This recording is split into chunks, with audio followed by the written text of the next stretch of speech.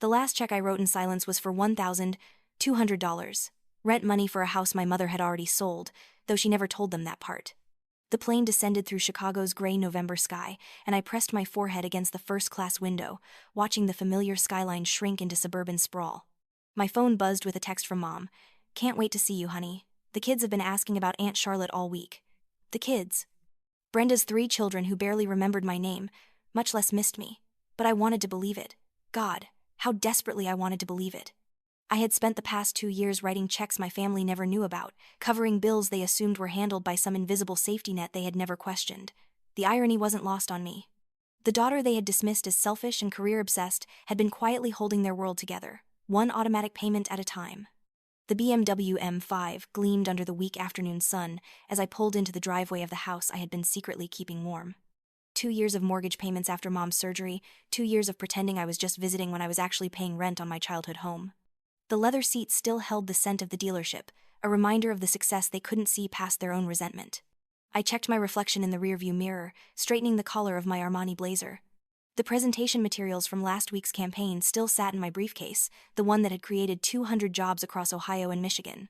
I had wanted to share that victory with them, to finally have something they might understand as valuable. The irony was sharp. I was creating jobs in their backyard while they questioned whether my work mattered at all. The trunk held carefully chosen gifts: an iPad Pro for Mom, a Nintendo Switch for Brenda's kids, a spa package for Brenda herself, top-of-the-line kitchen gadgets for David and Sarah. Each purchase had been deliberate, an investment in the hope that material generosity might translate into emotional acceptance. I had learned to speak their language through presence, since my words never seemed to carry weight. The front door opened before I could knock. Mom stood there in her faded cardigan, her eyes scanning past me to the car with an expression I couldn't quite read. "Look at you!" she said, and I held my breath for something warm. So professional. Must be nice to have money to spend on fancy clothes. The hug was brief, obligatory. Over her shoulder I could see Brenda in the kitchen, her 3 children orbiting around her like small planets. David's voice carried from the living room where he was sprawled on the couch, unemployed for the past 8 months but still holding court like the favored son he had always been. "Charlotte's here," Mom announced, and the response was a chorus of half-hearted greetings. Brenda waved a dish towel at me. "Hey there, princess. How's life in the big city treating you?" The word princess dripped with familiar sarcasm. "Bet you're too busy to think about us little people most of the time." David ambled over, shaking my hand with the same enthusiasm he might show a door-to-door salesman. "Heard you're really making it big. Must be nice to live in that bubble, huh?" His wife Sarah appeared beside him, her eyes immediately cataloging my handbag, my shoes, my watch. I had forgotten how quickly they could make success feel like a character flaw. When I began distributing the gifts, their reactions were worse than indifference. They were performances of gratitude layered with resentment.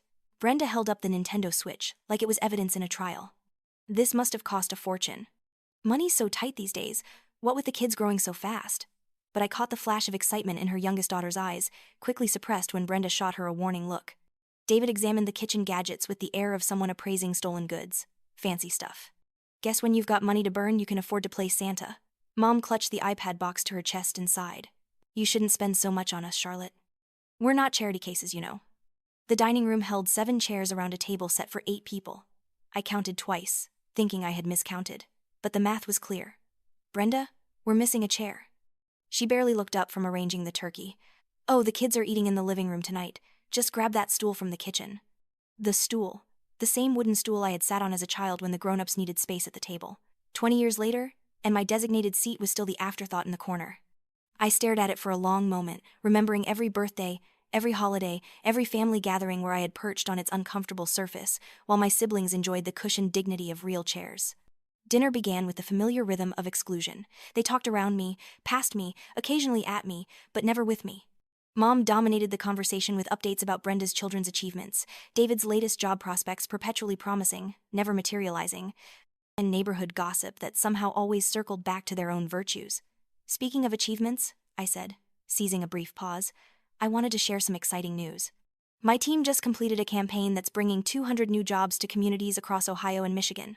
We're talking manufacturing positions, decent wages, benefits." "Oh, that's nice," Brenda interrupted without missing a beat. "Speaking of Ohio, did I tell you Emma got first place in the state debate competition? The judges said she had real natural talent." Mom nodded enthusiastically. "Natural talent runs in the family. Not everyone needs fancy degrees and corporate jobs to make a difference." David leaned back in his chair with the satisfied air of someone delivering wisdom. Money isn't everything, you know. Some people get so caught up in the rat race they forget what really matters. Family, roots, staying grounded. I felt the familiar sting of being lectured about values by people who had never questioned where their comfort came from. Actually, about staying grounded, I said, my voice carefully steady. I think we should talk about something important. For the past 2 years, I've been covering a lot of expenses for this family. The conversation stopped. Forks hovered halfway to mouths. Even the children in the next room seemed to sense the shift in atmosphere.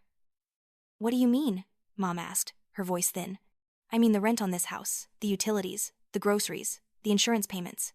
Each word fell into the silence like a stone into still water. When you called me after your surgery, Mom, crying because the medical bills were overwhelming, you didn't just ask for emotional support. You asked for money, and I gave it, every month. Without question. David's face had gone pale. Rent? What rent? Mom owns this house. The truth hung in the air like smoke.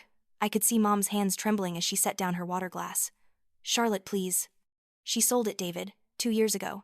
Had to, after the medical bills piled up. She's been renting it back from the new owners. I turned to face him directly. Your car insurance? That's mine too.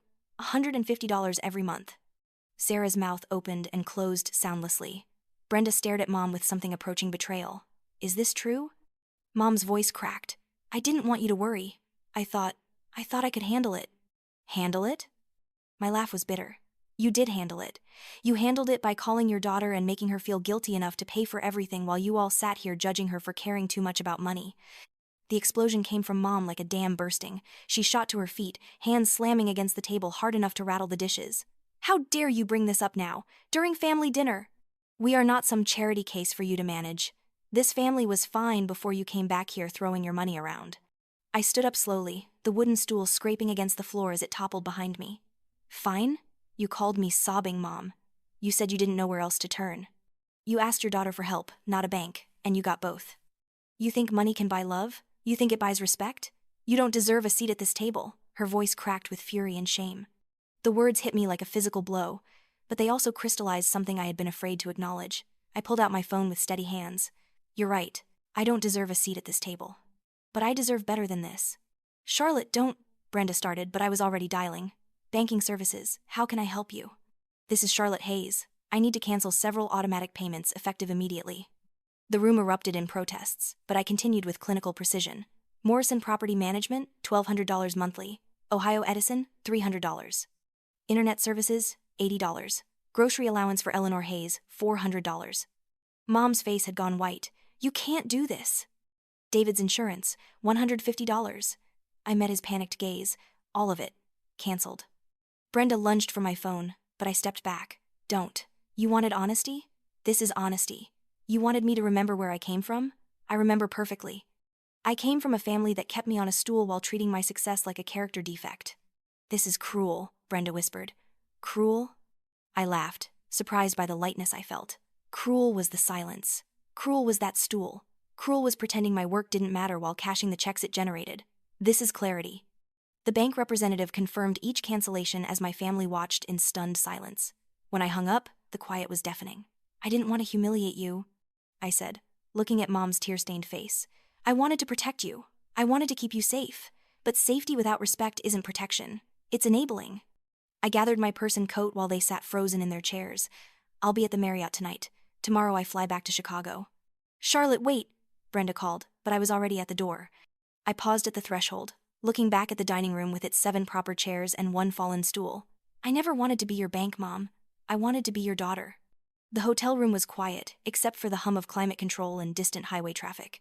I ordered room service and sat by the window, watching the lights of my hometown twinkle below. My phone buzzed with texts I didn't read. For the first time in years, I felt the strange peace that comes with absolute honesty. 2 days later, Mom called. Her voice was small, defeated. I went to the bank today. I saw the statements. All those months, all those payments. I didn't realize how much you'd been. She trailed off, then continued more quietly. We tried to split the bills between everyone, even pooling everything we have. It's not enough. I was angry at the wrong person, wasn't I? I curled up in my Chicago apartment's leather armchair, city lights casting patterns on the walls. Tell me about the surgery, Mom. The real story. The truth came out in pieces. The complications that had extended her hospital stay. The insurance gaps no one had explained. the second mortgage she had taken to cover the initial bills, then the impossible choice between keeping the house and keeping up with medical debt. The shame had been so overwhelming that she'd hidden the sale from David and Brenda, then hidden her desperation from everyone except me. I turned my daughter into a secret, she said, crying now. I made you responsible for problems that weren't yours to fix, and then I resented you for having the means to fix them. I worked late nights in Chicago, I told her, building campaigns and strategies until the city went quiet around me, but I still felt like that little girl on the stool in your kitchen. Nothing I achieved felt real if it didn't matter to you. I'm sorry, Charlotte, not for the money, for making you search for love that should have been yours by right. The conversation lasted 3 hours. When it ended, something had shifted between us, fragile but real. A week later, we held our first family video call with everyone's bills spread on the table. No secrets, no hidden payments, no silent checks. Brenda admitted her jealousy, confessing that she had dismissed my career to protect her own choices. David promised to cover his own insurance and contribute to household expenses. We created a plan that was transparent, limited, and agreed upon by everyone. Respect isn't a reward, I told them as the call ended. It's a requirement. 6 months later, I returned for Brenda's birthday. 8 place settings waited around the table, each with a proper chair. The wooden stool had been replaced by a comfortable seat that matched the others. Mom touched the back of it gently. This is yours, if you want it. I sat down at eye level with my family for the first time in memory. They didn't ask about my salary or my title. They asked about me. They listened when I spoke. They included me in their stories instead of talking around me. As dessert was served, I looked around the table with something I hadn't felt in years: belonging. Not the desperate, purchased belonging I had tried to create with gifts and secret payments, but the authentic connection that comes from being seen and valued. Family isn't a prize you buy or a debt you collect, I said, raising my coffee cup in a small toast. It's a table you choose, and refuse to crawl under searching for scraps. If you're standing at a door wondering whether you should go back, listen to me. Love without boundaries becomes permission to harm. Generosity without respect becomes a chain. Choosing yourself isn't betrayal, it's the beginning. I looked directly at the camera Brenda was using to record the birthday celebration, speaking to whoever might see this someday. I don't write silent checks anymore. I don't beg for chairs. When I sit down now, it's because I chose this table, and they chose me back. The evening ended with laughter and genuine conversation, with plans for future visits that felt like invitations rather than obligations. As I drove back to my hotel that night, I realized I had finally found what I had been searching for all along. Not a place at their table, but the strength to build my own.